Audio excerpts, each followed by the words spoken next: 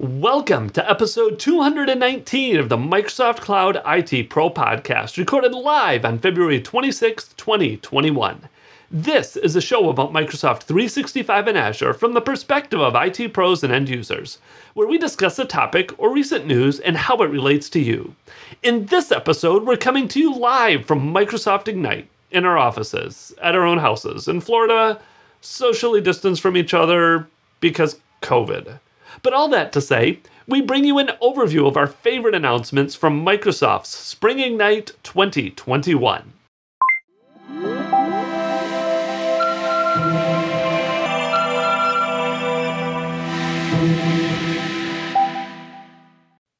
It has been a long week.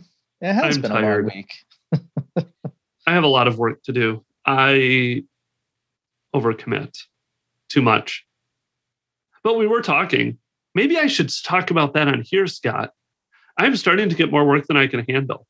Any of our listeners are interested, send me a message in maybe picking up some contract work. I'm not going to promise anything. I'm not going to promise hours. Truth be told, I'm not even 100% sure what skills I would need yet. But IntelliGenk is getting to the point where I am just barely, and some people would say I am not, keeping up with the amount of work I have. And I'm starting to consider, how can I start bringing some other people in to help? So I will throw that out to our podcast audience sort of first. I've talked to a couple other people about it, but anybody that's out there that might even have an inkling or is interested in talking, let me know, because this weekend I am going to try to sit down too and start defining some of maybe what I would be looking for in terms of some help and what type of skill sets and all of that. I will preface this with that in a given week, I have touched anything from Exchange migrations to Power Apps to Azure Synapse. How's that for a wide range of stuff?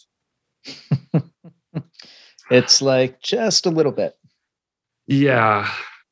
But aside from that, it is the Friday before Ignite. By the time this comes out, so we'll have Ignite. Yeah, but by the time this comes out, it will be the Friday after Ignite. Unless we release this early, but I don't know that. I don't know. No. Scott said no. Sorry if you're listening to this on Friday and you wish we would have done it earlier. Scott said no.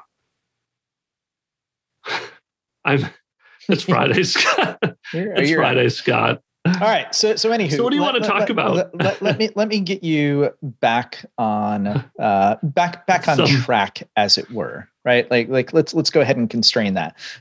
You said Ignite is coming up, and that's true. So by the time this is released, Ignite will have happened. Yep. That was March 2nd through the 4th. This is Microsoft's Spring Ignite event, which is a little bit different. Like normally we have Ignite once a year and it's in the fall. And now we just had Ignite in the fall back in October of 2020, which seems like about an eon ago. And now we've got Spring Ignite in March 2021. I think if you've gone through Ignite this year, it's not earth-shattering. Like if you follow Microsoft and you follow what's going on, there were a lot of things that came out in preview back in that September-October timeframe. So now we're getting to be about 5 to 6 months out. So those things are getting ready to GA and land in the real world. So this is a good opportunity for Microsoft to speak to those. And it's also a great time to get the next round of previews out the door, right? And kind of in this continuous release cycle of cloud computing, whether it's with Azure services or improvements to existing Azure services, Microsoft 365, including Teams and SharePoint and all that stuff, yep. Dynamics, everything else. There is some things that are important for folks to understand what's coming and ultimately what's available to them, based on some of these announcements that have come. So I don't know where you want to start. Like we can talk about some Azure stuff at Ignite. We can potentially talk about Microsoft 365 stuff, Teams, Azure Active Directory. Like, where do you want to go?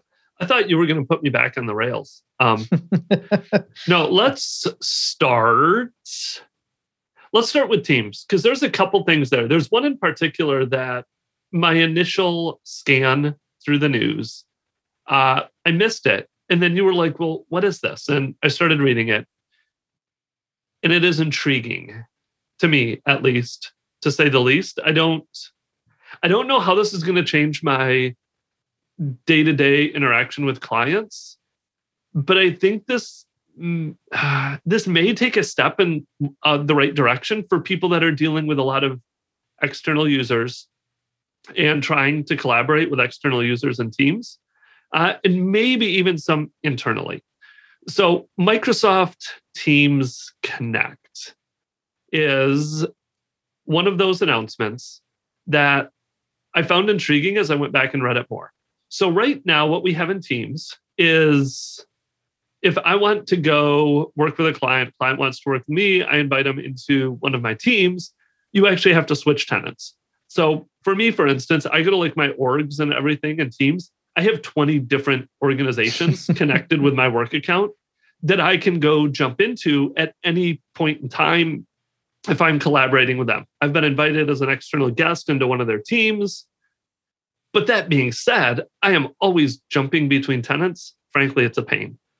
And everybody's known that for a while. So what Teams Connect is now it appears, based on some of the news and what we have been given, that you no longer, if you have a channel, so not a team, but a channel within a team that you want to collaborate with another user with, and it could be external or internal, you have channel sharing. So you invite another user, internal or external, to a channel.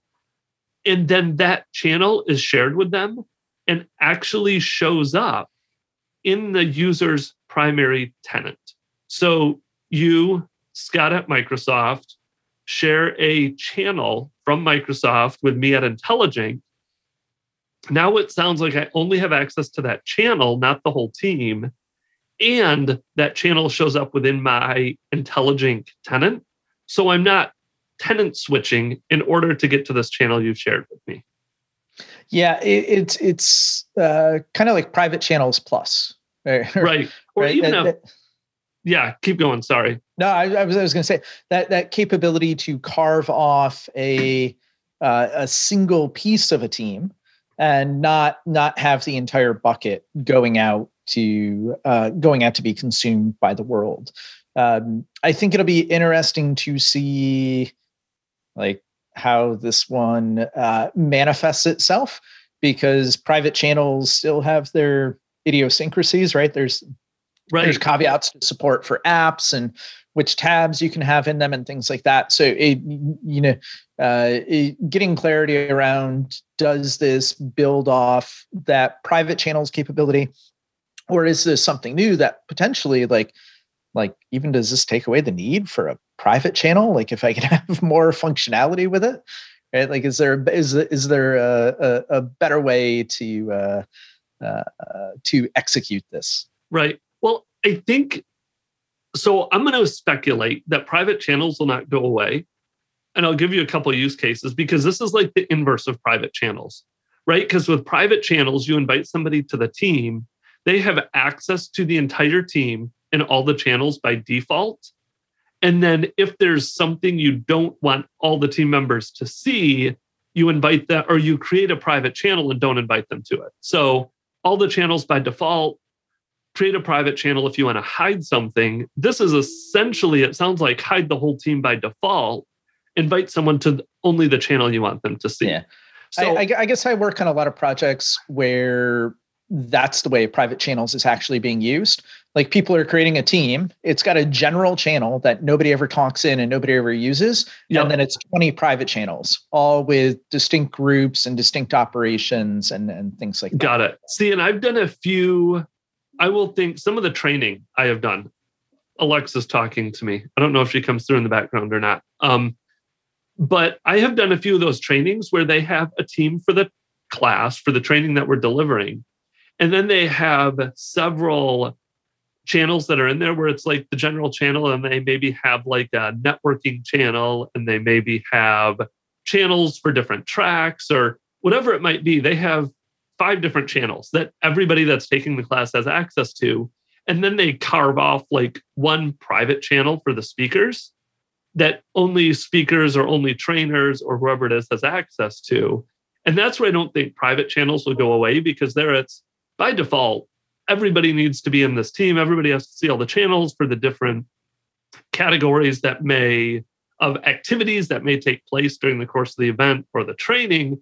But we do need 1 or 2 private channels for some of the organizers to collaborate and to share information with, kind of in the background during said event or said training. Yeah. Well, yeah. So maybe we can all have our cake and eat it too. Yes. And I will say I have been critical of private channels. I still don't like the way they're implemented, but I have started actually encountering use cases for them. And I was pessimistic on this one. Again, I still don't like the way they're implemented. I still wish they were implemented differently, but I've maybe started coming around a little bit in terms of seeing a need for them. Yeah, like everything else, like it might not have a place in the world for all of us, but it has a place in the world for some of us. Like, and that's the joy of SaaS, right? Like you build for everybody in the hopes that somebody uses some of it along the way. Yeah, exactly. So there was another team. Oh, there was another teams one that you were kind of intrigued with as well. Should we keep going down the teams path? Yeah, absolutely. Let's keep doing it. All right. So presenter mode. Oh, time frame. Just if people are curious too. Private preview of Connect is, I think as of Ignite, private preview for that Teams Connect is open. Generally available later this year. Targeting general availability by the end of calendar year 2021. My announcement says it will be made generally available later this calendar year. Yes. When you read things like that, I hear them differently in my head. You no, now having seen the way like everything gets made, it's, fair enough. Timeline shift. Okay. Anyways, continuing on. New Teams features available to help presenters deliver content more professionally and offer meeting participants dynamic experiences to keep them more engaged. Ooh. Yeah. What is this, Scott? So if you're familiar with presenter view in PowerPoint, maybe you have like 2 screens on your computer, you do multi-monitor, and you go in and you start a PowerPoint presentation and you go into presenter mode where your audience sees your PowerPoint presentation on whichever kind of screen you're maybe sharing out in Teams or Zoom or whatever it happens to be. And then on your second monitor, you see your slides with not only the current slide and kind of the next upcoming slide or the next upcoming animation. You've also got access to your notes. You can skip around between slides easily, all those kinds of things. Well, that presenter mode view is coming to Teams itself, which is actually really cool if you think about maybe being on like a single device. So if you're somebody who's been eking by the past, year and a half of pandemic plus here, and you're still on a single screen, you've got just your laptop, or maybe you are somebody who in pre-pandemic times traveled and you're going to be traveling again in post-pandemic times, like single screen. Now you can have presenter mode available directly within Teams. So if you go into Teams, rather than sharing your screen, go ahead and share the presentation itself, which has been a capability that's been there for a while. Now you'll be able to go into full-on presenter mode inside of Teams, which won't be just presenter mode for the PowerPoint itself. It will be presenter mode for the PowerPoint and things like your video feed, so you can see yourself talking, and the chat. which I think is super powerful as well. So you can kind of combine that all together. It's certainly going to be dense when it's on the screen, right? It's going to take up a lot of screen real estate to get this stuff on there. Yep. But when it's there, you're getting your content as a visual aid. You've got side-by-side views, which is maybe your video feed alongside your content built in automatically. Like maybe you use like OBS or Ecamm Live or something like that to do that today. Like, great. Now you can just ditch that extra software, not have the extra CPU, maybe make your laptop fans run that much more, just built into Teams and ready to go. And then, chat and all those kinds of things.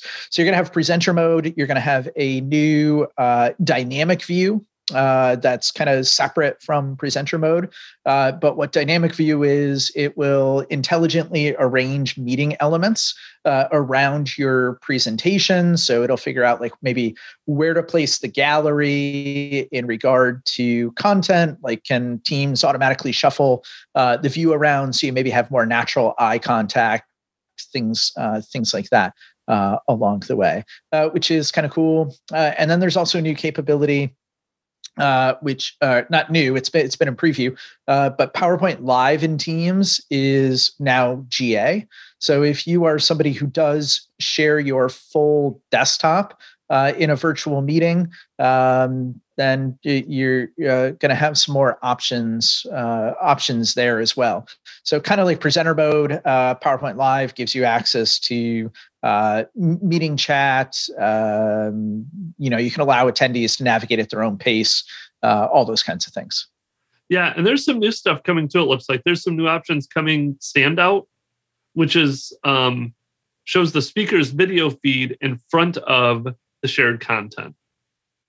So I don't know if it's going to be like green screen-ish, where it's going to be super big, because they have that coming, and they also have they had Reporter. I think Reporter I'm envisioning bigger, and then they had, I lost it in my notes here. And then side speed in front of the shared Reporter, which shows it as a visual aid, like above the speaker's shoulder. So there's Standout, there's Reporter. Yes. And then there is side by side, which would do like a half screen for each of them or something like that, or maybe a little thumbnail with the content next to it. But there's going to be some more of those different layouts coming as well in that presenter mode, where you can kind of pick where your video is going to be, how it's going to look. Like the Standout sounds like it's like weatherman mode, where I can have a whole big PowerPoint behind me and I can point here and there and everywhere. Yeah, it does sound a little bit like weatherman mode. That's a good way to frame it. So that'll be interesting. So here's what I would love to see. Can I like go on my wish list for what this is eventually? Sure. Because it sounds like, well, weatherman mode with content, it sounds like it may be the desktop. It's just whatever shared content you have. The one thing I would love to see is a lot of this PowerPoint presenter mode. I love the PowerPoint presenter mode. I love to be able to share my PowerPoint from within Teams, but I don't ever do it because a lot of my presentations, I'm flipping back and forth between a shared desktop and a shared PowerPoint. And if you do the native PowerPoint sharing, like we were talking about in Teams, where you upload it, you click share PowerPoint within Teams, and you get the nice presenter view of PowerPoint in Teams, it's not as easy to jump to the desktop and share the desktop and then jump back to your presentation and kind of pick up where you are. Like, wouldn't it be really cool? It's not. It's a whole motion you have to go through, right? You need to stop sharing the presentation and then go share your desktop and hop back over. And then jump back to where you are. Wouldn't it be cool if they had like a lot of this, and maybe this is what presenter mode will get us, but where they almost had like an OBS type interface within Teams where you could transition between different sharing elements and all of that without having to do like a stop share and reshare. You could just set up ahead of time, here's my desktop sharing, here's my PowerPoint sharing, and you could just kind of transition between those a lot smoother from that presenter mode. There's my I see a lot of this stuff helping out in situations where you maybe don't have multiple screens, right? You don't have your laptop, if you're an on-the-go person, plugged into an external monitor, or if you're sitting at home on your desktop and you don't have multiple monitors. This kind of helps out. I think, like, for me personally, having access to multiple monitors, whether it's 2 or 3 at the same time, sometimes, like, I might still do desktop sharing where I can do things like, and again, it's highly like presentation dependent, right? Yep. I think you and I give presentations that have lots of demos and particularly live demos that, like, they necessitate you hopping out to a web browser or over to a command line, something like that. So in that case, you might want to have your the monitor that you're sharing, the display you're sharing, show your full screen presentation, and then have a different virtual desktop or a space or something queued up with all your other content that you need, so you can hop back and forth seamlessly between those 2 virtual desktops from that monitor without having to go back and do the stop sharing, start sharing, or the OBS thing if you're doing that. Yep. Right. There's lots of options out there. And like I said, I think this will be awesome for someone potentially like me in the world where airplanes become a thing again, where I could give a more meaningful presentation from a customer site or from, a hotel, whatever it happened to be. Right. I do want to try standout mode, though. Can you imagine if we were presenting the YouTube video here and I could do, like, except I'm going to get all confused, I could have, like, my script up here and I could start pointing to, like, this line and this line and this line and like point over my shoulder to the lines of my terminal window that I'm sharing out or describing PowerShell, or I could be like circular point to the browser right here in my browser here. Yeah. That could be kind of fun. So from now on, standout mode shall be weather presenter mode to you. It's going to be weather presenter mode. Standout mode. That's weather person mode. If I've ruined this, standout mode for me is going to be weather mode. Perfect. I think that was most of the good team stuff. I mean, there's some other stuff coming. Some of the stuff, like you said, there's a lot of stuff GAing at Ignite that has been in preview that we talked about before. Yep. You'll hear some more stuff about Viva connections and kind of how that integrates with the Teams desktop experience. There are some new announcements around support for webinars. Oh, yes. Yeah. I was looking forward to that one, which is kind of a cool one too. So I read this announcement and I thought not so much webinar support and people who do webinars being super happy, but those who are potentially in education tenants. Like my wife's a teacher, and when they do remote presentations, the school district that my wife's in here in Florida, they use Teams. One of the biggest complaints that I hear from her and her teachers, or her coworkers all the time, is they do these presentations with kids and they love being able to talk to their kids, interact with them, and have them on microphones and get that natural interaction. But they super want to be able to mute everybody at once. And most importantly, they want to be able to shut off everybody's video. Like they don't want anybody to be able to come in and have to rely on a kindergartner to know how video in Teams works, right? And turn that on and off. Because quite frankly, like I've seen some of the meetings she hops on some point, and like parents do weird stuff in the background while their kids are in school. Like you'll see somebody walk by in their underwear and go like, like your kid's like at school right now. But yeah, that is something that happens. And teachers don't like that. So webinar support, like that was one of the big things that I saw in there, was that host controls are going to be coming, including the ability to disable attendee chat and video. So think like maybe like a Teams live event, but not a Teams live event. It's a regular Teams event where you can have all this other stuff going on. Which was cool to see. So is that what that's going to be? I couldn't tell from that if this is a Teams So you think it's going to sound like this is just a normal Teams meeting with those controls coming? I hope it is like that is 100% my hope, right? Because we do have Teams live events and all the other things, and then maybe over time that all kind of coalesces and comes together.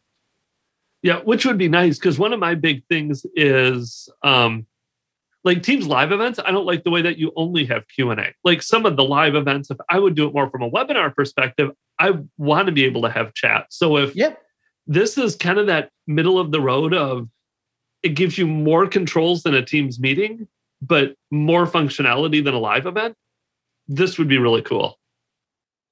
Yep. So we'll have to see when that one does come out and what it looks like and kind of how Microsoft rolls it, if it goes through a preview or if it just pops out to GA. Yeah. And for those of you that are using Dynamics, I was going to say paying for Dynamics. Well, if you've got Dynamics, like you're certainly paying for it. That is true. Yes. This webinar functionality is going to start integrating with some of your Dynamics 365 marketing campaign stuff. So I have clients. I do know there are people paying for Dynamics and using it quite heavily. If you are using Dynamics and you do webinars for your company, there's also going to be some integration here where webinar contacts from those webinars will go straight into Dynamics for you. You're going to get a lot more interaction there. So as you do marketing webinars and all of that, there's not that, how do I get all these contacts from webinars into my CRM? I would love to see this integrate with more CRMs. Small businesses, we do not always like to pay for Dynamics because it's a little pricey. It's a little pricey and there's a lot there. Like I don't need all the functionality of Dynamics yet, but if I could use webinars and have them import into something like an Active Campaign or a MailChimp or a Drip or what's the other big Constant Contact, one of those for some of the small businesses, that there is nothing about that in here. So don't read into that, but I would love to see some of that come as well to this webinar feature. But I get them starting with Dynamics because usage. Yeah. And we will leave it at that. And it might be easier to integrate with internal teams sometimes. But. Yes. All right. So that probably takes us through a lot of the team stuff. How about a little bit of Azure and specifically Azure Active Directory and Identity? Ooh, my favorite feature. I get to talk about it now. You do. So let's talk about your favorite feature. This one that is now generally available. It is. And this one has been a long time coming. Frankly, long enough, I can't remember when it was announced. It's one of those where I remember them announcing it, and I remember going and turning it on. I want to say it's been like 2 years. I don't think it was Ignite last year. It's been kicking around in various forms for a little while. But yes, we should talk about what we're talking about. What we're talking about? Passwordless authentication. Yes, there you go. Cue the celebration, the cheering. It is finally generally available.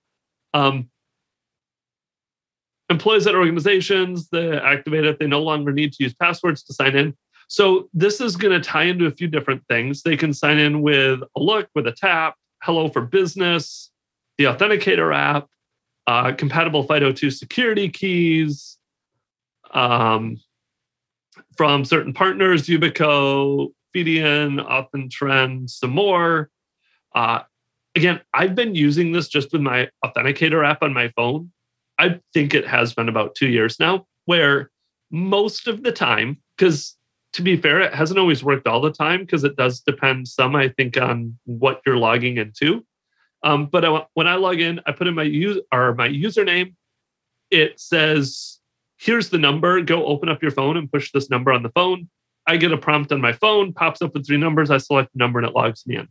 I have absolutely no idea what my password is in Office 365 or in Azure AD. I have it saved. I could go find it in 1Password if I ever need to. And it's some crazy mess. Oh, it is. And it's a long one. It's a long, complex password that I never want to have to type in ever.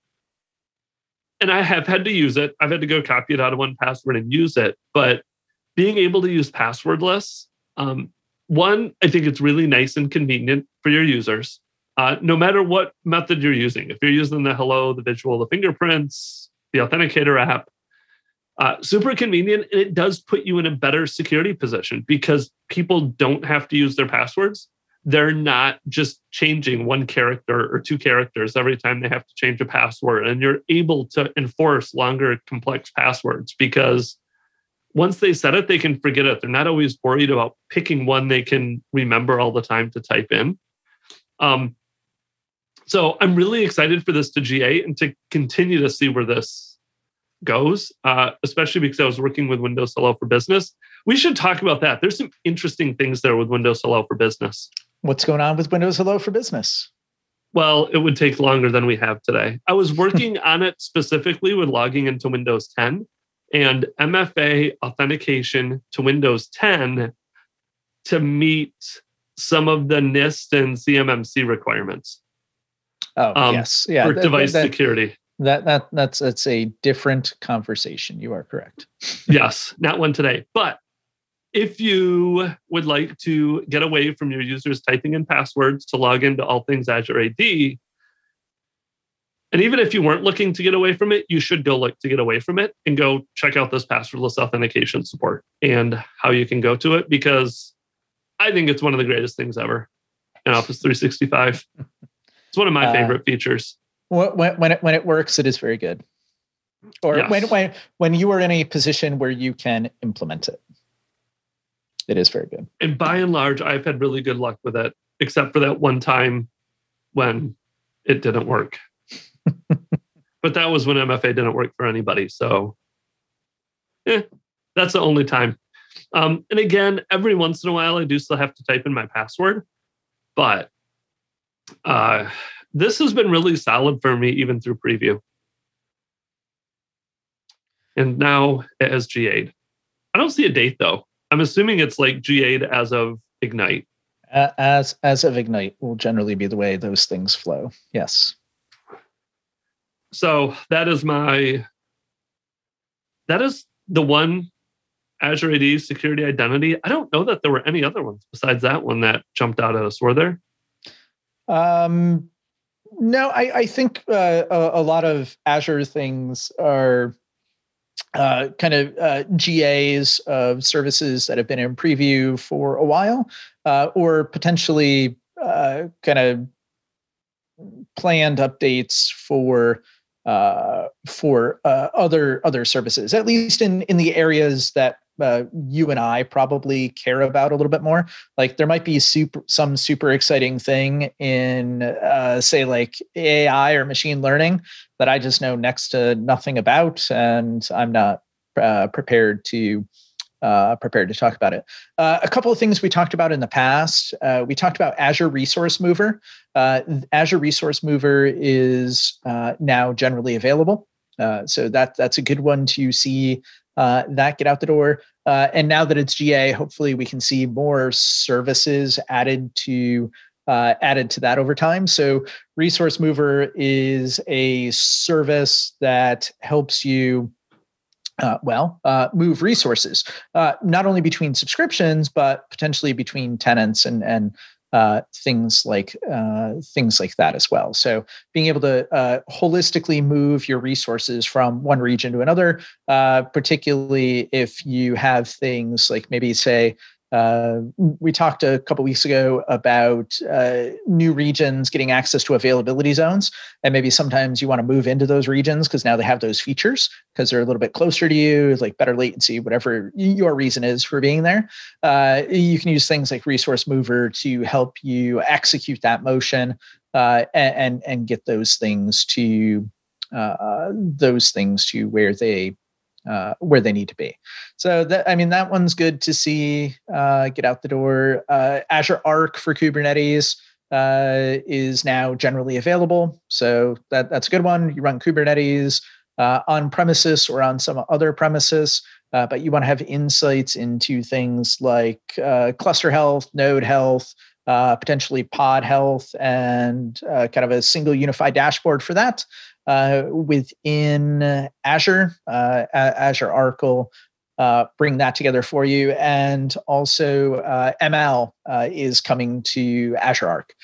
So Azure Arc machine learning is now in preview. So you can use Azure Machine Learning to target any Kubernetes cluster now for things like your model training. So that could be a Kubernetes cluster that's on premises, could be in some other cloud, like maybe you're doing like GKE or something like that. Nice and easy to onboard and get that to where it needs to be. And there was one other one. If you are a Windows Server administrator, do you remember like Windows servers?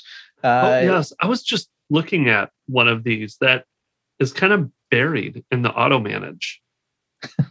There's stuff kind of like buried all over the place. So this one, while you're looking there. Well, I was just going to say, the Windows Server one was Windows Server 2022 is now available in preview. Insider editions are available. So if you want to go out and take a look at what's going on there, whether that's things like the way server is growing up around secured core server builds, using things like Windows Defender System Guard, any of the new virtualization security that's there. There's a couple of cool things that are coming along the way, especially for like hybrid management. Because I want to go look at something. Hybrid's still a thing.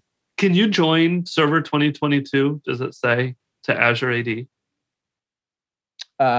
It does not say. That's one. So I've run into this with some clients where if you want to manage, so you know how Windows 10, you can join it to Azure AD and you're starting to be able to push out ADMX templates and all of that. So not really group policy, but sort of group policy through Intune managed endpoints with Azure AD, with Microsoft Endpoint Manager. It works great for Windows 10 machines, but if you're starting to move servers into Azure, a lot of people still need a DC running in Azure in order to be able to manage servers from a group policy perspective, from pushing out different policies to servers, all of those, because you cannot join Windows Server to Azure AD and use Endpoint Manager on Windows servers. So I was curious if Windows Servers 2022 was going to allow that, join it to Azure AD, so we can get away from standing up a DC in Azure. But I don't see it in there. Yeah. Doesn't mean it's not coming, but it is not explicitly called out. I won't even speculate on that one. I don't know about that one for you. Don't get your hopes up. But there's a new auto manage feature. Did you see that one buried in the auto manage stuff? There is some new stuff for auto manage. Yeah. I want to know how this one's going to work. New capabilities in Azure Auto Manage for Windows Server help customers enable rebootless security patching for new Windows Server VMs. You can now patch your servers without rebooting them, or at least security patches. For patches that don't require a reboot. These new enhancements allow for the deployment of security patches in seconds, helping protect servers against critical threats. And I'm assuming reboots, because reboots are usually because they have to patch a file that's in use and it's locked and they can't just replace it. Quite often, yeah. Yeah, if you're taking something like in the system core and trying to replace a DLL or things like that, it can be rough. Right. I wasn't sure if this actually, if they somehow figured out a way around this in Azure where they can have a snapshot that they instantly roll over to and somehow do some type of rolling patching automatically in the background or something weird. Or again, if like you said, it's server, this is only for patches that don't require reboots. You can now auto patch. Yeah. I think that's good, but potentially more exciting is Linux is coming to auto manage as well. So major Linux distros like RHEL and Ubuntu and things like that are going to be supported and auto manage as well. So now you have a single pane of glass to manage security updates with auto manage across both Windows and Linux. Very nice. I don't use Linux. I don't get as excited about that one, but I do know you might not use Linux, but there's like one or two people out there that do. Trust me on that. There's a couple. Yeah, just a handful. Just one or two here or there. And Microsoft loves Linux, and SQL loves Linux. No, I know there's a lot of people that use Linux, so I can definitely see for those people that use Linux of this being a big deal to get all of those in there. So I think that's probably good to kind of take us through. I think the other thing, I'll close on this note. There's lots of new things that are coming out, and there's always the kind of rah-rah around what's GA'd or what's new and in preview, whether it's a private preview, public preview, and you get a sense for where Microsoft is going. One of the things that I think people forget is when Microsoft starts to go someplace, that means that other things are going to be retired or left behind. There are, I want to say there's like 30 or 40 service retirements or deprecations or other various things that are occurring in Microsoft land. So I highly encourage everybody to go out and hit up the tech community and understand deprecations and retired services. Like I know one of the big ones that hit for us in storage over the last week here has been, and in February 2024, so 3 years from now, yes. That's where you're seeing all these announcements come out now is it's a 3-year horizon to give customers notice to that these services are being retired and they potentially need to move to something else. Like we're deprecating ADLS, Azure Data Lake Storage, Gen 1. And it's going to be kind of Gen 2 from here on out, right? So new investments in features and things like that tend to target the new services, especially once we've announced that something is deprecated along the way. But there were tons and tons and tons of announcements like that. So I'd encourage folks to go check out like the TechNet community blogs to potentially find some of those. And I'll see if I can find a way to get like an easy search link or something in the show notes for those. But there was at least like 20 deprecations, if not like 30 or 40. It was a ton. Well, they were all going out on the same day. So maybe if you search for like February, because it was February 29, I believe, 2024. Because next 2024 must be a leap year. No, was this year? I don't know. But yeah, I saw all those, and it's like all the old Azure stuff is getting turned off in 2024. So get ready for that. The other one that I have seen a lot of announcements around recently is one that's coming much more quickly in August of this year, maybe August 11. Or no, it's Internet Explorer 11. Maybe it's August 1, end of August. Sometime August 2021, IE11 support for all the Microsoft 365 stuff is going away. And your interaction with Microsoft 365 may vary from service to service. Some services are just going to outright stop you from being able to log in. So if you're trying to do IE11 and you're trying to log into Microsoft 365 stuff, you might just not even be allowed to do it. Some of it you might be allowed to do it, but it's not going to work. End of the story is, if you're still using IE11 and you're using Office 365, Microsoft 365, you better start those plans to get off of IE11 now, because your user experience is going to fall off a cliff come later this year. Yeah. You've had notice. Yes, you have been warned. And I have had clients that are like, all right, we need to spin up this project to change our default browser to various browsers, usually to Chrome or to the new Edge. To other things, yeah. Yes, new Edge, new Chrome, both of them are great. I've been using the new Edge, and I really like several features that are in it. So I love my vertical tabs down the left side. Have you tried tab grouping yet? This is going to be a longer episode. I have not, but I'm not running the diff build, so Dev Canary. I'm still on the regular old crashy GA version. Yes, if you get on Canary and it's not enabled by default, you have to go flip a flag to turn it on.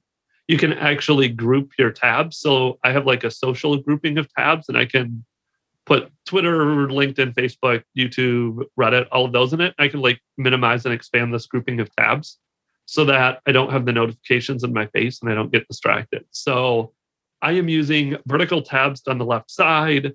The pin tabs in the vertical are really nice. The grouping.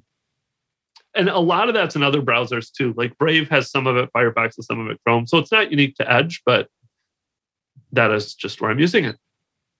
And I like it. And with that, we can call our Ignite episode a wrap, I believe. I'm sure we'll talk about more of this too once we see demos, and there's always more details that come out post Ignite about a lot of this stuff. For sure. But those are probably the features I am going to be going to look at and finding more details about are the ones that we just talked about. So go enjoy your weekend, Scott. I'm sure we will be talking to you a lot next week during Ignite, which for all of our listeners is going to be, we just spent this last week talking a lot about Ignite. Yeah, you got it. With that, we'll call it a day. Thanks, Scott. Thanks, Ben.